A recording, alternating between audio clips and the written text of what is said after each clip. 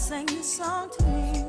There was a message in its melody, sweetest lyrics that I ever heard. There's a message in the songs of birds. He said, tomorrow is another day, but living is the only way that tomorrow's gonna ever come. Listen to the words of the song. Everything gonna be alright. Everything is gonna be.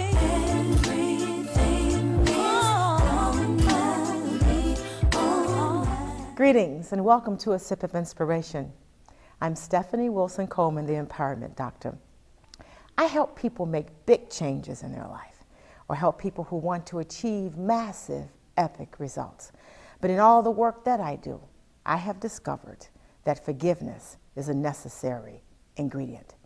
So today, I thought it would be a good idea if we delved heavily into forgiveness. So this episode of A Sip of Inspiration is entitled The New Science of Forgiveness.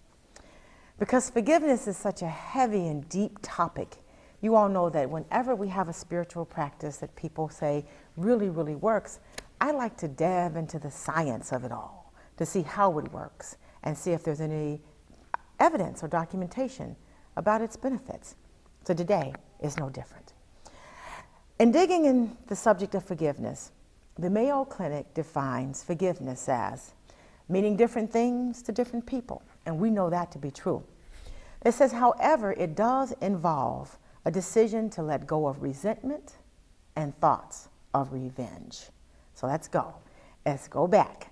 It involves a decision to let go of resentment and thoughts of revenge. The act that hurt or offended you might always be with you.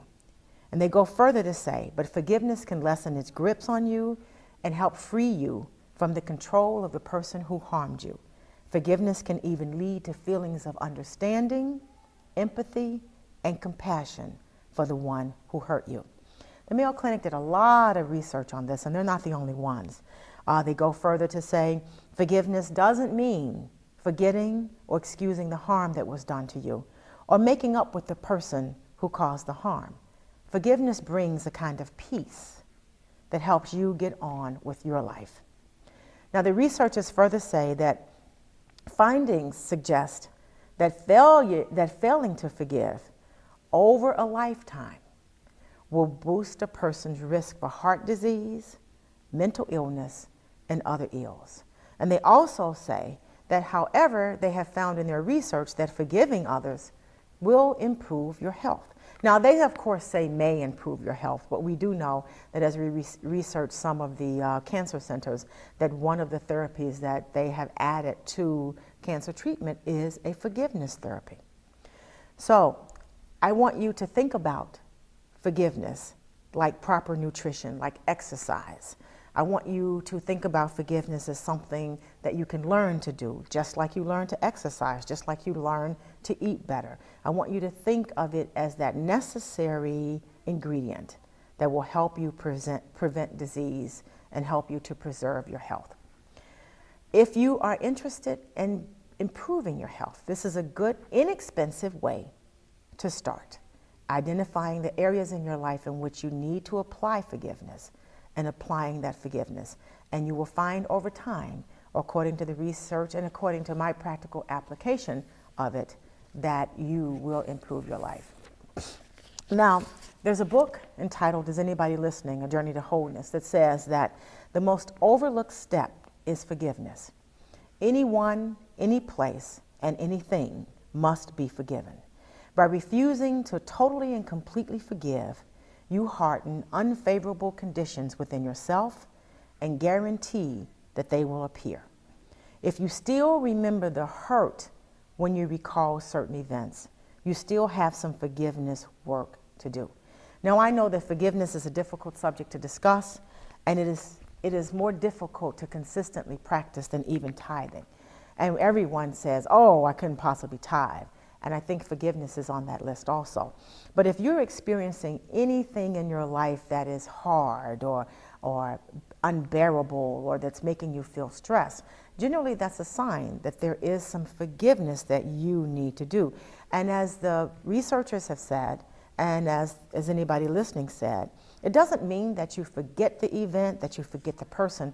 What you're trying to do and what your goal is to make sure that when you think about the event, that you don't feel that rage or that anger or that sadness. Bernie Meltzer says, when you forgive, you in no way change the past, but you sure do change the future. Again, I want to thank you right now for taking this forgiveness journey with me. I know it will be a difficult one. So right now I want you to take a deep breath, and while you breathe in and breathe out, we will take a quick break. We'll be right back.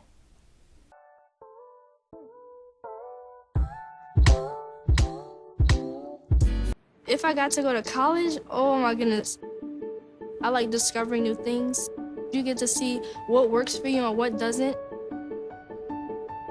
That helps you evolve as a person. You get to make like a supernova of skill or talent or whatever it is. I've always wanted to go to college. I just feel like that's my destiny. My name is Queen, and I am your dividend.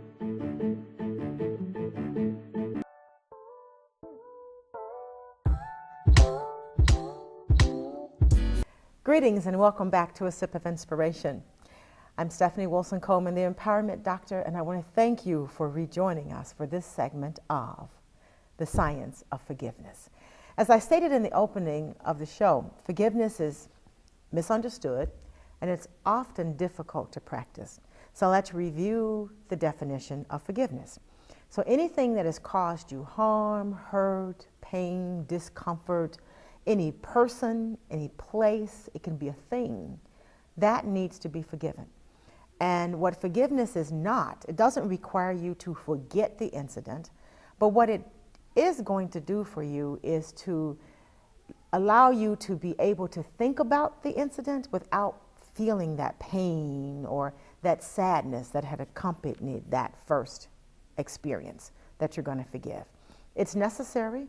The Mayo Clinic and lots of other researchers have found just how important forgiveness is in order for you to have a better quality of life. In my research, I found the perfect explanation of forgiveness. Of course, where? Of all places, Oprah, the television show, talk show host guru. In one of her interviews, she discusses and defines her new understanding of forgiveness and talks about how learning this definition of forgiveness actually changed her life. So I want to share with you Oprah's forgiveness aha moment.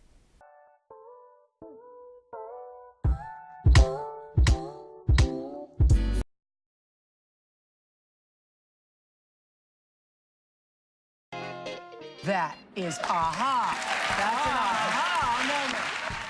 I always love those moments on the Oprah Show when somebody said something that made us look at life in a completely new way. Well, the little hairs on my head rose when you said that, so I know that was a bing, bing, aha moment. There are little bing, bing, bingers going on right now. Yep. Bing, bing, bing, bing. Anybody binging? After 25 years and more than 30,000 guests, that's talking to a lot of people, it was one man's definition of forgiveness that changed my life. Gerald, you mentioned that the secret to really finding true happiness is forgiveness. What do you mean by that? It really means letting go of the past. It really means letting go of our perception that we need to hold a grievance the rest of our lives. That if we really want to hold on to grievances, we'll never really be happy. It's really a willingness to see the person in the light of love rather than in the action that happened. So it's really changing the perception, and it really means letting go of the past that we thought we wanted. You know, we can't really change that past, so it means really releasing the negative perception of it and coming back to the present. That was a transcendent moment for me, bigger even than an aha. He said, forgiveness is giving up the hope that the past could be any different. I think for myself, and I know many of you, you think forgiving means accepting what has happened to you. Well, it is accepting that it has happened to you, Not accepting that it was okay for it to happen. It is accepting that it has happened, and now what do I do about it? Forgiving is giving up the hope, not holding on, hoping, wishing that it could have been any other way than it actually was. Giving up the hope that the past could be any different.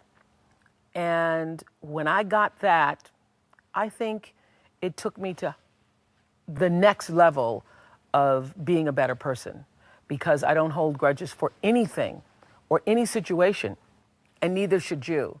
It's letting go so that the past does not hold you prisoner, does not hold you hostage.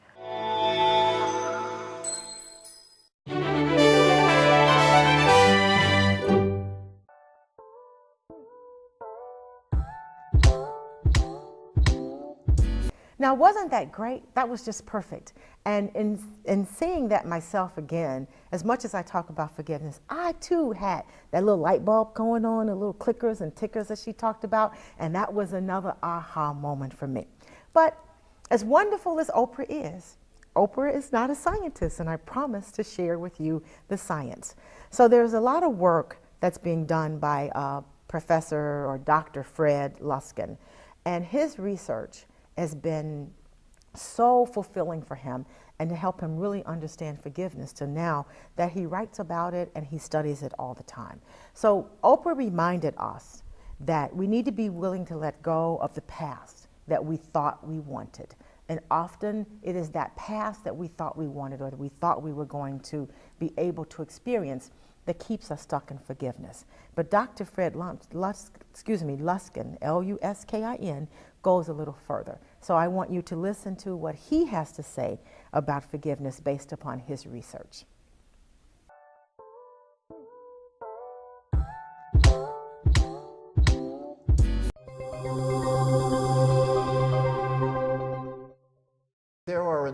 There are two ways that I have defined forgiveness. The simplest is to simply say that no matter what has happened in any of our lives, at this moment we can be at peace.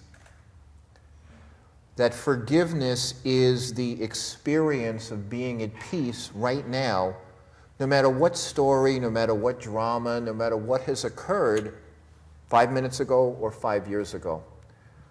And so I refer to forgiveness as an assertive, a creation of peace in the present. The second aspect of it, that's the most simple and that's the easiest for people to grasp, that the second part of it is that we are the ones who created the lack of peace. So we're the only ones who can remedy that situation, that life happened and then we objected to life. And it was our objecting to our own life, saying, no, this is not the way this life should have been, it should have been that way. Our objecting to our own life causes emotional and physical and spiritual turmoil. Forgiveness is the resolution of our objection. It really has nothing to do with life or the people in it, because life just happens in all of its myriad of experiences and arisings, and we object to part of it. So forgiveness is, in that context, again, it's making peace when you didn't get what you want. And that allows an umbrella. The first part of it is the most important, which is you're making peace. But the second part is you're making peace with some situation or experience where you didn't get what you want and you objected to it. Some of the brain scanning research has shown centers in the brain for altruism and kind of loving kindness, and centers that light up when we think about revenge. That human beings come with the whole package. And so there have to be some kind of evolutionary place for it all. The question, I think, is for each of us or for cultures, how much do you want to be reactive and how much do you want to be thinking creatively about where's the appropriate manifestation of, say, aggression or tolerance. And that's what we don't do very well. I mean, it's clear that if you are a parent and somebody's about to harm your child, you want to stop them. And you want to stop them with everything you got available to you. And for an hour or two afterwards, you're going to be processing through that threat, and you're going to be processing through the horror of possibly losing your child, and even the horror of what that brought out in you. So there's this whole thing, and then you're going to have some residual resentment towards the person who initiated that. That, to me, is normal, adaptive human experience. Then I believe we go off into the maladaptive, which is we start telling 30 people about how unlucky we are and how unfair it is that that happened to us. And then we label that person as evil or bad because they caused us to have this experience, instead of us continuing to process it through until we're back at a less prejudiced point. But we retain the choice all the time as to what we do past the biological imperative. And the biological imperative is strong. You have to protect people, and you have to steer yourself through some very difficult waters, which require some defenses and some aggression and some assertiveness. It's just the question is, when and how do you cease that? And I believe human beings have done a very poor job of that.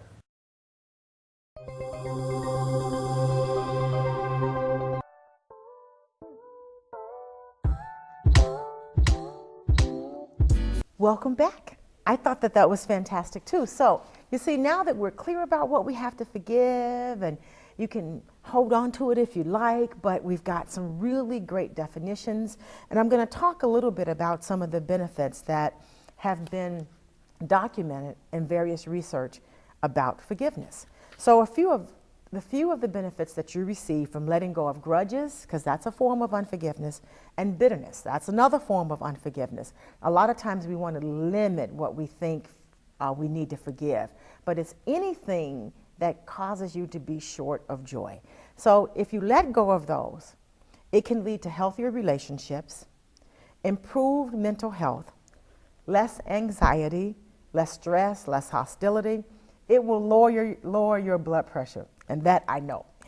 You'll have fewer symptoms of depression, a much stronger immune system, and improved heart health. There have even been studies that show that people who are able to forgive are happier, and happy people actually make 7% more than people who are unhappy. So this is an easy technique that can help improve your finances. And unlike today's medication, seeing love in everything you do, the only side effect is better health and experiencing an epidemic of joy and financial success. And you don't run a kidney. Now, you're often wondering, what are some of the techniques? So I've brought several along with me today to discuss with you, so I'm going to discuss those techniques right now. And these are some techniques that I have actually tried and that I actually believe in. So the first one is a simple technique that, and I'm looking through my notes now to be sure that I don't leave out any steps. So the first one is a simple technique by Joe Vitale. Actually, Joe Vitale discussed it after discovering it. It wasn't his actual creation, but it's a technique that Dr. Hugh, H-E-W, Lin, L-E-N, used, and it's an ancient Hawaiian system, and it's called Ho'oponopono. That's H-O'-P-O-N-O-P-O-N-O.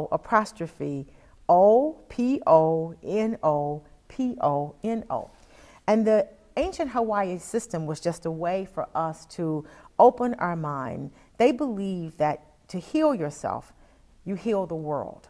And if you aren't willing to ask for forgiveness for being unconscious, then you're blocking the divine's flow in your life and other areas too.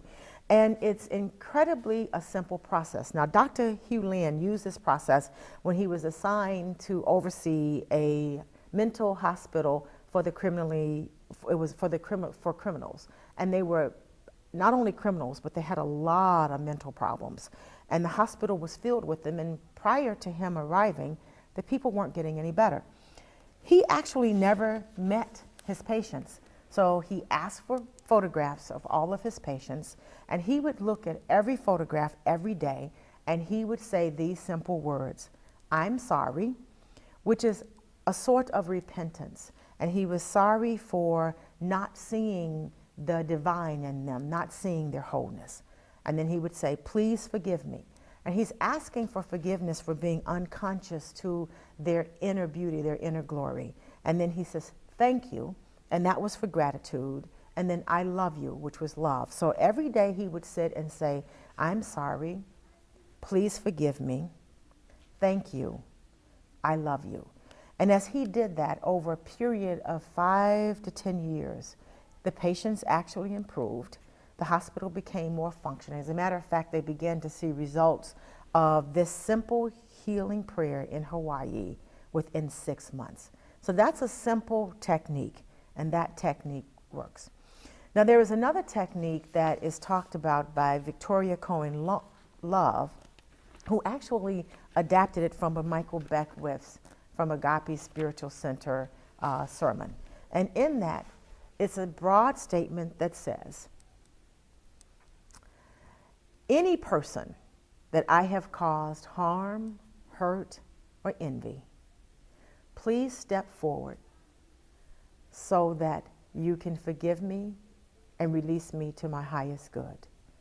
And any person that has caused me hurt, harm, envy, or even resentment, please step forward so that I can forgive you." Now, before you start your forgiveness prayer, think about the things that have hurt you or the people that you have hurt. And as those names come up, those are the people you're going to forgive. A lot of times you may experience the same events coming up over and over again, or the same people. Now, that doesn't mean that the process doesn't work. It just means that you still need to do more and more forgiving of that person. As you do this, names, though, will come up sometimes, and you'll say, "I don't have a problem there," but maybe you do have a problem there. Because remember, resentment doesn't always end up in something that just makes you angry. Sometimes it can be the driver that cut you off in traffic, or the person that got in line in front of you in a grocery store. It could be any number of those things, or someone who simply disagreed with you. So forgiveness happens at all levels. And after you have asked for forgiveness for your actions, and you have forgiven the people for their actions, then you come together and you say, "Now, through the forgiving power of the Christ mind, all is forgiven, and we are all released to its highest good." It is important for you to forgive yourself as well as the other person also. Now, another technique that I love, and this one actually I think requires a few tissues if you're going to do this one, but it does work. It's an in-depth process. It's not as quick as Michael Beckwith or even as Dr. Hugh Lin.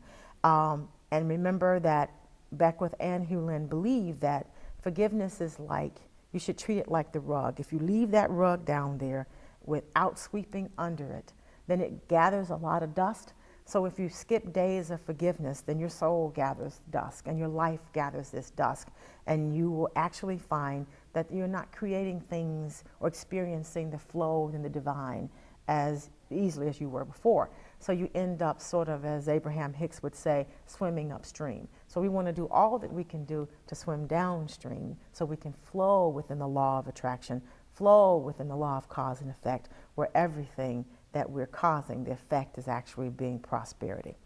But Carolyn Myss wrote a book called Entering the Castle, and this book was channeled through a nun from like the 16th century, St. Teresa. And in this book, Carolyn Myss says, being judgmental of others and holding on to negative thoughts will block the emergence of mystical love. You cannot be bitter or unforgiving and be a conduit for love and grace. You must heal your heart. You have to allow your heart to give up old wounds. And as you do that, and you enter this castle, you imagine yourselves walking into a castle and taking a seat. And you're taking a seat in front of a fireplace. And I often wonder, why is there always a fireplace? But I guess that's a little bit irrelevant. But you sit in front of a fireplace, and on top of that fireplace are cubby holes, little drawers. and you get a firm picture of that. So you ask yourselves, whom did I not show love to today? Who has caused me harm? And if you start with the easy part, which is who caused you harm, because that's where we like to start, because generally that's the story that we live, is you write those down on a piece of paper, and in your mind, imagine that you're putting the paper in the cupboard, in that little drawer. And you do that for every incident. So you're going to go back. This is an extensive exercise, and you're going to bring that situation up, write it down, and put it in that drawer.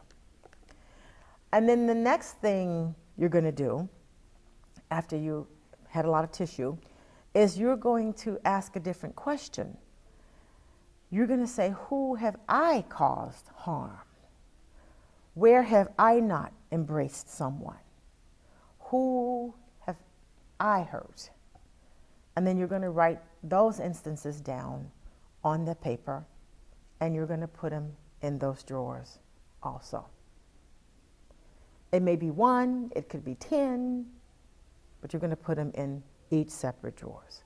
And after you do that, she has a prayer that she likes for you to say. She suggests that you say, I desire to forgive more than I am capable of forgiving, but not to forgive is even more difficult. So help me break through the walls of my ego and let me experience even a drop of love that transforms resentments into compassions. Carolyn Myss recognized in her writings and in all of her books that even though forgiveness is necessary, it is difficult to do. And sometimes we don't find the strength, we just don't have the strength or the power within ourselves and within our own ego to do it, because some places in us want people to hurt as much as they hurt us. But we have to remember that there's nothing we can do to hurt that person, so we're only turning that hurt in the inside. So if we pray to a higher power to help us with that, then that power will help us and show us ways how to forgive, and we will be able to forgive.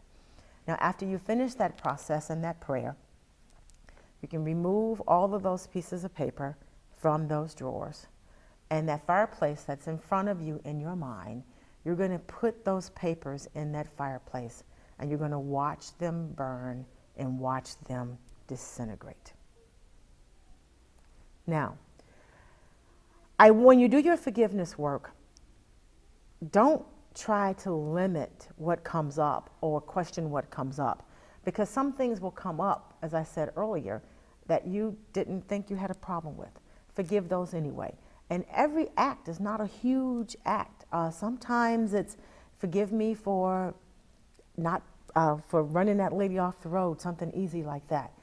Sometimes it could be just not having a kind word for coworkers. Anything where you blocked someone from your heart, where you blocked someone from love, is what you need to forgive. Remember, it's all energy, so what you put out will come back to you. So if you're blocking people out of your heart, people will block you out of their heart. Now, there's another technique that I love. It's from Dr. Alexandra Lloyd. It's an energy medicine tool. Now, there's a lot of research that says that all of this energy of unforgiveness just lodges itself in our bodies. Generally, every illness that you have started out as an emotion. The body will give you warnings. The body will let you know something's wrong with it. If you eat certain foods, after you eat, if you notice if something makes you feel a little upset or dizzy or sleepy or tired, that's all a signal from the body that something's gone wrong.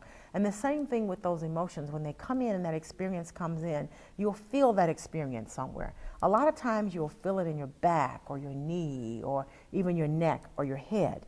And if you don't take care of that, then it stays in there. That negative energy gets blocked, and then it goes about creating negative things in your body.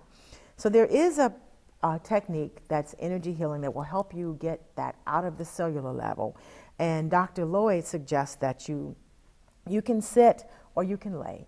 And he suggests that you first put your hands over your heart chakra, which is about here, one hand on top of the other, and then you just simply circulate it in a circular motion, clockwise and then counterclockwise. Just do what's natural. There's no wrong way or no right way, just natural.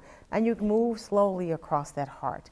And as you move slowly across the heart, you're stimulating that heart chakra. You actually don't have to say anything, and you just do it for 1 minute to maybe 3 at the max. And as you do that, if you want to say something, if you want to say a prayer, that's up to you. You can say a prayer. When I do it, I normally just say something, I'm love, I'm joy, all is well. And then after 1 or 2 minutes, you're going to move it to your forehead. When you do your forehead, of course, that's in this area, and you're stimulating the chakras around your third eye.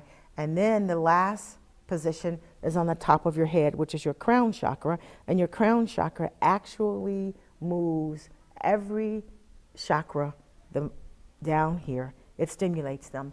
And as they stimulate and get moving, then they will force that energy out of your body, and then you will eliminate it through your skin or your urine or your bowels, but it will get eliminated. That's how you heal your heart. Those are some techniques that we have. Now, things come up, and some things are harder to heal than other things, but remember, forgiveness is a daily journey. It's a moment-to-moment journey. It's not a destination. You don't get someplace and you don't have to forgive anymore. It doesn't have anything to do with how much money you have, how much weight you lost, how well you eat. Every single day, practice forgiveness so that you can begin to stretch beyond any of the limitations that you have experienced. Now, I do have a few questions that I would like to share as we go forth. There is one other technique that Louise Hay talks about that I think is a really good technique. It is listed in one of her books, and I have tried this, and she has several techniques. The one specific one that's fairly easy to give, and she isn't the only person who has recommended this technique, and that is the technique of putting that person on a stage. So you create a stage, like a movie theater stage. And as you create that stage in your mind, then you see the person, and then you actually see the event that happened. You hear what they have to say, you listen to them, and then you say everything that you didn't say that you wanted to say. Because often we're angry because we didn't say what it is we wanted to say. Not because they hurt our feelings, but because our wit wasn't quick enough. So you say whatever it is you have to say. You just get it out. And after you do that, then you come back to that person and you see them surrounded in love. And as you see them surrounded in love, you then see them lifted up to the highest good, and then you forgive them. So I want you to think about those techniques and see which one you would like to try today, and try them all, but try one today. And as you review those techniques, we're going to take a little break and we'll be right back.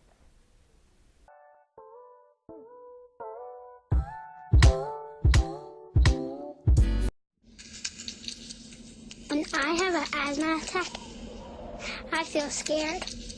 Sometimes my parents have to take me to the hospital. I feel like a fish with no water. You know how to react to their asthma attacks. Here's how to prevent them. Call 1-866-NO-ATTACKS. Visit www.noattacks.org or call your doctor. Because even one attack is one too many.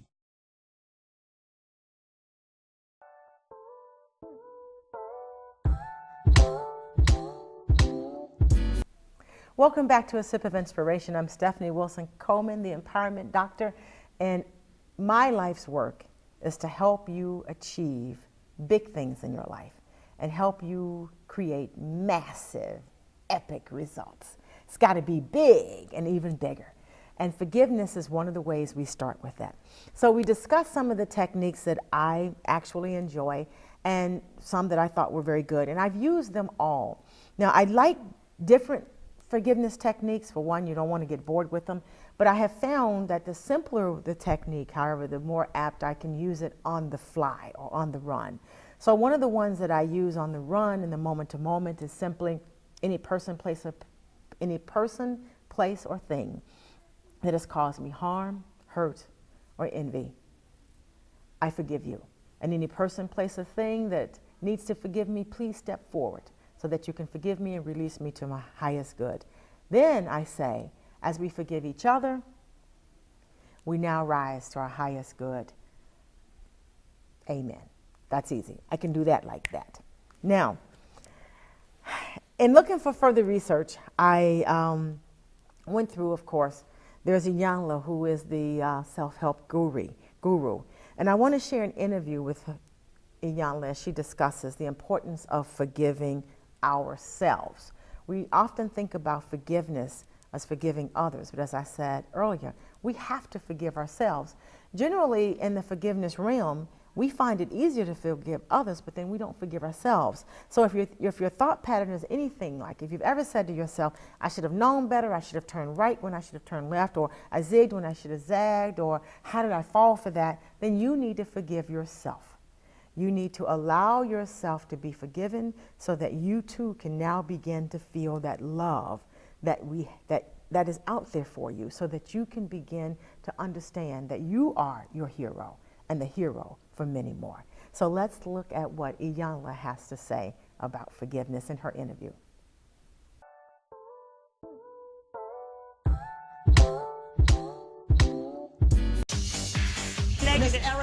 Miss Erica, put on your big girl panties, take a breath. You can do this, take a breath.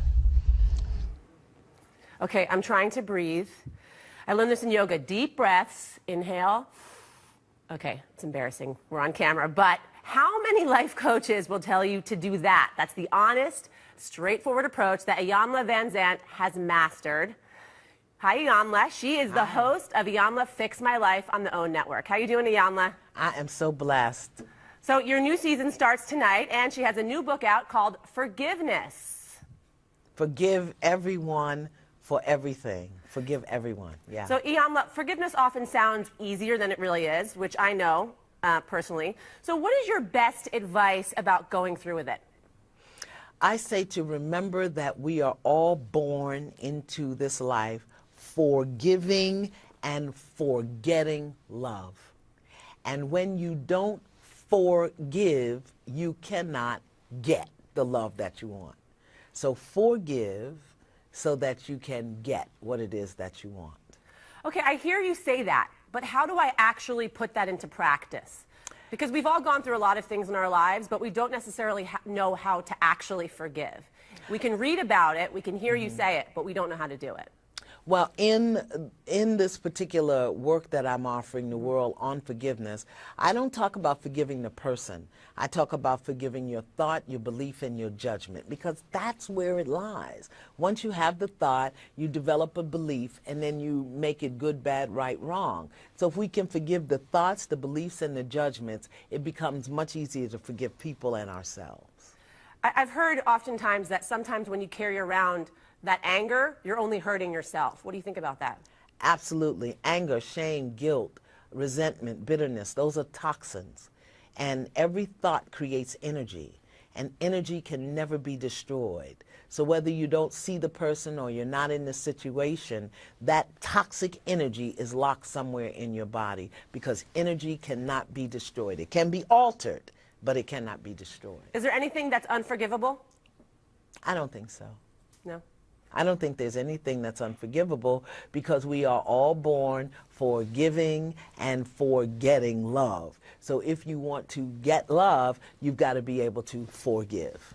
And what do you say to the mothers out there? We have Mother's Day coming up this weekend, so do you have any advice for them? You know, I don't give advice. I just say, moms, this year, like every year, even with all that you do for everybody else, vote for you. Have that special time, that special place that's just yours. If it's 15 minutes a day, 10 minutes a day, vote for you. Well, Iyanla, thank you so much for talking to us. I'm so excited to sit down and read your book and hopefully forgive some of the people in my life that I have some issues with. If you want to get some love, you better forgive. Okay, thanks, Iyanla. All righty.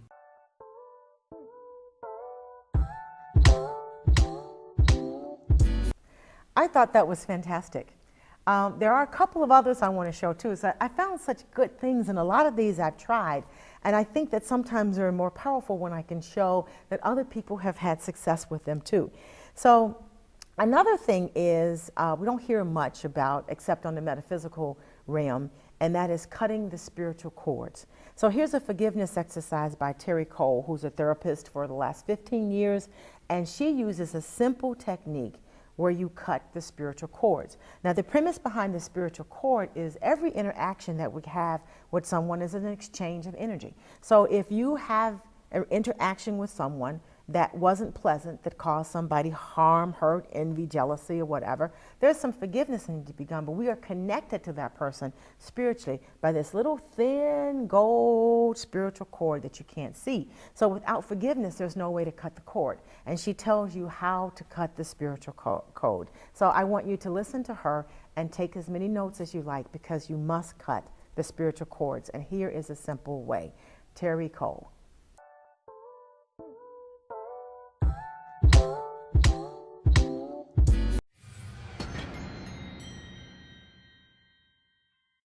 Are you a good forgiver? I can tell you from being a therapist in New York and LA for 15 years that one of the most misunderstood concepts of my whole practice is forgiveness.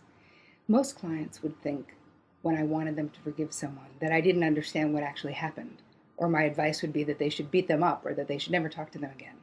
But I want you to understand about forgiveness, because not forgiving actually blocks the flow of your abundance. So let's think about what does forgiveness means. It means that you are releasing yourself from the prison that resentment, which is non-forgiving, creates. It doesn't mean that you condone the actions of the other party, or that you're giving up or rolling over or giving in or agreeing with what the other person did. It just means that you're freeing yourself. So forgiveness is for the forgiver. I am positively positive that forgiveness is for the forgiver. So I'm going to give you a little exercise to do. I want you to make a mental list of all the people in your life that you're holding a grudge against, who you have not forgiven. And I want you to visualize the negative cord of energy that is attaching you to them. And then I want you to take a deep breath, and I want you to see that cord cut. And see you both floating away, nobody getting hurt, just releasing you from that energy. And I want you to continue to do this exercise until you feel like you have forgiven those people in your life, because you deserve to be free. I am Terry Cole, and I am positively positive.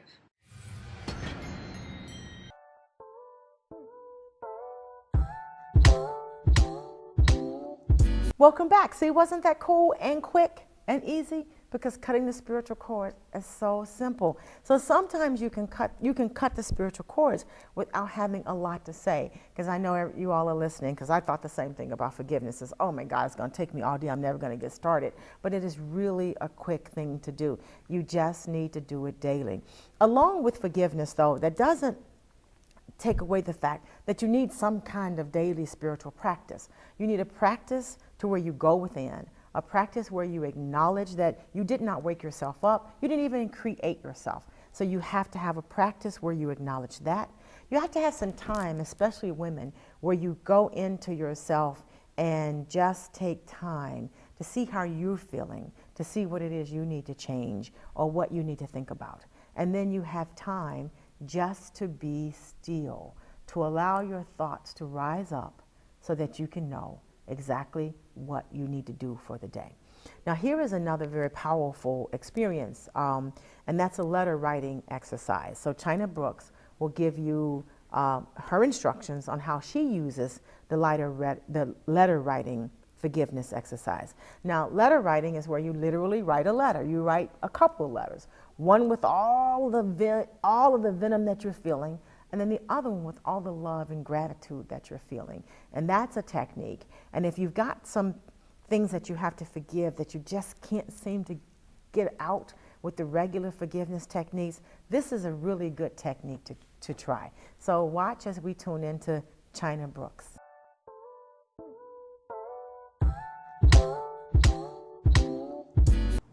Hey everybody, it's China Brooks. Welcome to a video This video is about a forgiveness letter writing exercise that I would like to teach you if you don't already know it.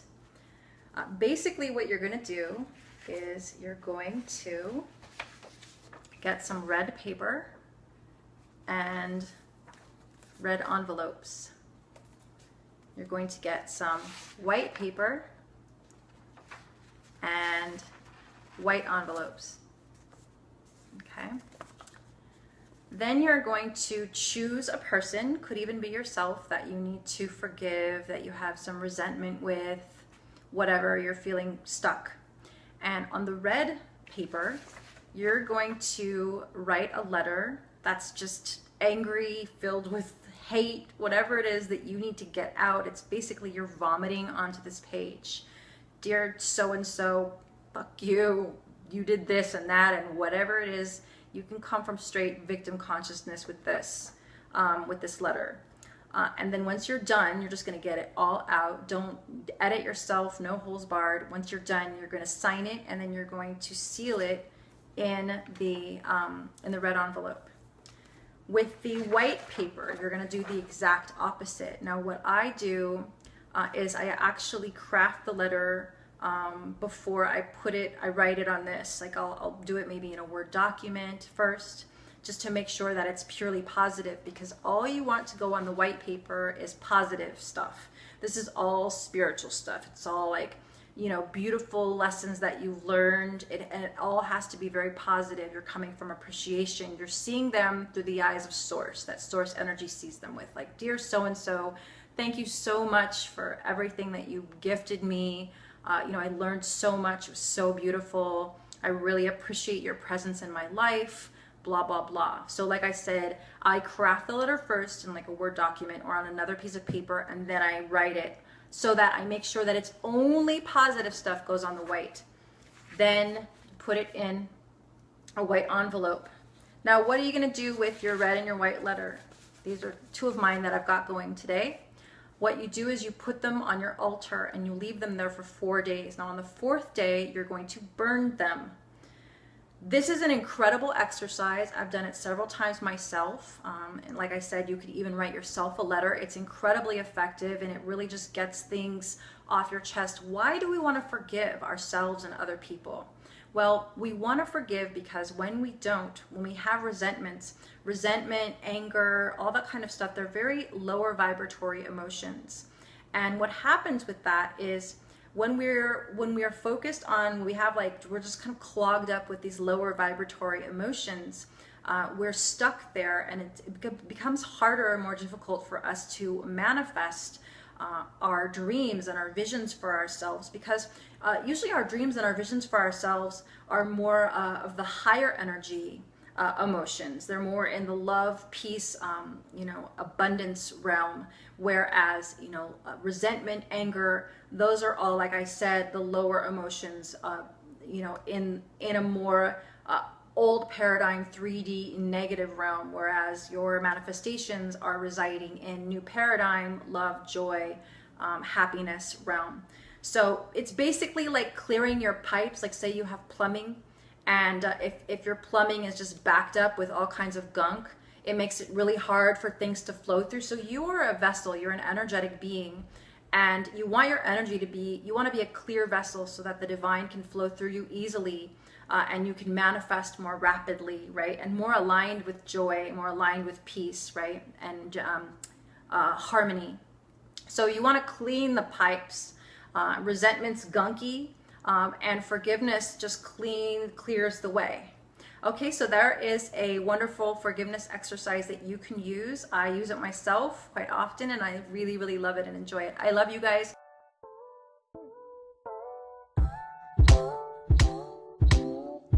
Now, wasn't that fantastic? And that's something that, of course, it takes a while to do, so I don't know that you want to do it every day. But as I said, in instances where you really are having difficulty forgiving, the letter writing exercise is fantastic. Maybe you would even want to do it once a week. That's up to you. But in your spiritual practice, I think there should be some daily forgiveness. And then you need to take a look at the end of a period of time, maybe a week, to see if there's anything that's still hanging on that you can't quite get over, and maybe try this technique. Now, as you can imagine, I have a lot of email questions to go through, and I'm going to go through a few more, and we will take a break, and then I'll finish the rest of them. So one of them is the wonderful question is, how often must I forgive? Now, if you go to the biblical reference of Matthew 18:22 that says 70 times 70. So 70 times 70 doesn't mean it is actually the number when you do 70 times 70, but it means indefinitely. So that means you always are to forgive, you always are to do it indefinitely, or in other words, you do it as many times and as long as it takes. So you will have instances, as I've said before, where the situation was so intense that perhaps you have to forgive that person, place, or thing many, many, many times. So it doesn't matter how long or how often you have to do it. But just know and remember that research shows that your health improves the more you forgive. So the more work you have to put into forgiving those tough situations, you will see a benefit, not only in your health, but in your overall joy, and then, as research suggests, maybe even in your finances. So with that in mind, we're going to pause for a few breaks.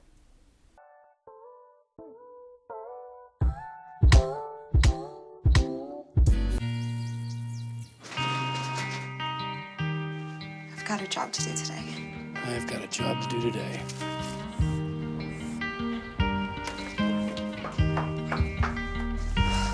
Have a good first day at work, Mom.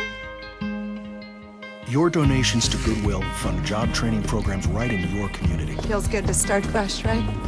Sure does. And like that, you're a job creator.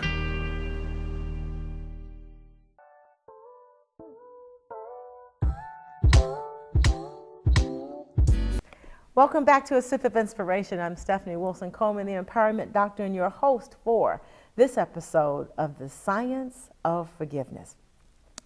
We're in the Q&A section, which I really love. I love the questions, and of course, with forgiveness, there are a lot of questions. And if you think these are a lot of questions, just wait till I talk about tithing. That's another show, though. The next one question is, if I forgive a person, do I stay in the abusive situation? The answer is no. It's two parts. Yes, you have to forgive even the abuser and the abusive situation. In this case, you need to forgive yourself too, because there's a part of you that says that you should not have stayed, but you, as long as you did. But you did. So now forgive yourself for it and move on. But do not stay in an abusive situation. The only person you can change in any situation is the one you see when you look in the mirror, and that person is you. You are not able to change the others that are around you. Change is their responsibility and their responsibility only. And if you stay in the abusive situation, it will probably become more abusive. It will even become codependent. And you are probably enabling them to do that. So they cannot grow and become the person that you would like to see them be, to become their best self, if you remain in the abusive situation. So you need to find a way to exit that situation. There are shelters out there, there are churches, there are community services and centers. Find what you can find that's close to you and remove yourself from the abusive situation. You are able to practice forgiveness no matter where you are. So even in that abusive situation, you're able to practice forgiveness. But I want you out of the abusive situation so that it doesn't continue. How do I forgive? We've shared several techniques tonight with you from the show. You can write letters. You can go into the castle. You can do a burning bowl. You can say it out loud. You can use the stage by Louise Hay techniques. You can do the cellular level healing where you don't really have to say anything. You just move it out of your body. You can even do the Sedona method, which we'll talk about a little later. But there are ways to forgive. You don't have to make it elaborate. You don't have to make it extensive. It is simple. Sometimes it's simple as, I forgive so-and-so for doing this. I forgive Johnny for eating my chocolate cake, or for whatever he did. I forgive myself for this, and it's over. You have forgiven. As long as when you think about the incident, you don't feel that hurt and pain, you know you have forgiven. The next question is, what if I don't want to forgive? Well, none of us really want to forgive. I have to say that sometimes we find a whole lot of pleasure in being mad at someone and keeping them outside of our heart. But guess what? We're the only ones that know that they are outside of our heart. They don't know this, and it's our health that's being ruined by this unforgiveness. They're not being affected by it at all. So we should want to forgive. But if you just don't want to forgive right now, there is a method called the Sedona method where you think about it and you ask yourself, you say, when will I be able to forgive? In 30 days? Nah. In 60? Yeah. So your mind and your body knows when they will be able to forgive. So if you say 60, then put that note on your calendar in 60 days and come back and forgive it. You don't have to rush it. However, as long as you live in it, though, remember that the effect on your health is tremendous. And at the end, if you end up on a lot of medication, then you blow a kidney. Who wants to blow a kidney for somebody else? How quickly must I forgive is another question. Immediately. As soon as it happens, forgive it. Forgive it and move on. And as you forget it, and as you forgive it, then it doesn't get to build up or attract other experiences like it. Remember, it's all energy. What you put out is what you bring back in. What if I forgive and not forget? Well, that's kind of tricky because you don't forget the incident because it was a part of your life. It's a part of that fabric that you call your life. It was an experience that you went through. There's no way you can forget the experience. What you're going to forget is the sting it had, that hurt that it had. And if you can talk about it without feeling that hurt or reliving that experience, then you have forgiven. If you still feel that sting and hurt, you need to continue to work to forgive it. Because if you don't, every time you think about it, you feel it, you're going to relive it, and you're going to create more of the same energy. So remember, you're not going to forget the incident. You don't have to have dinner with the people. You don't have to call them. You don't have to talk to them. You don't have to visit them. You just don't want to have that feeling come up of hurt after you have forgiven. That's when you know you have forgiven, not forgotten. Then how do I forgive myself is another question. And how I forgive myself, you're going to use the same techniques that we use when we forgive others, but you will become the focus of those techniques. So what I do is I sit down and instead of saying, Johnny, I forgive you for this, I use myself. Stephanie, my whole name, Stephanie Wilson Coleman, I forgive myself for doing this. Then whoever if it's another person involved, I ask for them to step forward. This is all taking place in my own mind. I ask them to step forward and forgive me. And then I ask that we both forgive each other and that we're released to our highest good. And after we do that, then I know that we are okay. Now, what if I don't forgive? It's simple. If you don't forgive, it cuts off prosperity. And you don't want your prosperity cut off, and you don't want your health ruined. And then the other one is forgiveness easy? No, forgiveness is never easy. Sometimes it is, but the big stuff is never easy. Absolutely never easy. So with that, I want you to remember that It's necessary, but it's not easy. Just think of it like in school, some of the classes you had to take in order to graduate. All of those weren't easy, but they were necessary. And if you want to have a much better life, then you will need to make forgiveness a priority. So this even means that you will forgive people who may never change. Because remember, it is not about the other person. It is always about you. So, as you go forth on this journey, thinking about what is that one thing I can do that will improve my life, my health, my finances, this is one of the things that you can do. Now, I believe that there are about 6 things that you should do that can improve your life, but this is a big one. Forgiveness is huge. And remember, it is all about you and your energy. And people react to you as the energy that you put out. So vow today to stop living that story of hurt and shame. Put away that they did me wrong story finally and forever today.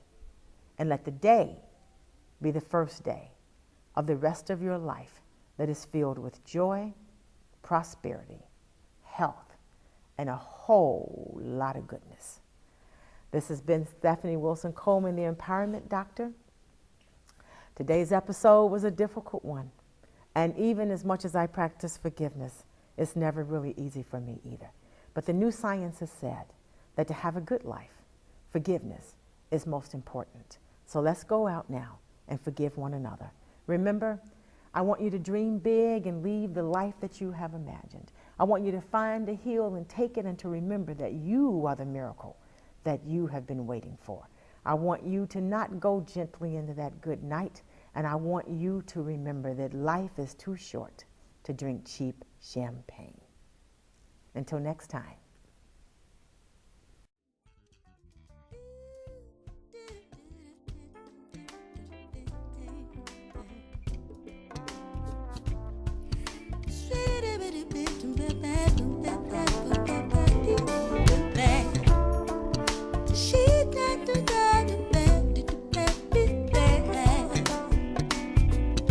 But life's too short to drink cheap champagne, so I decided to buy me a better brand to taste with my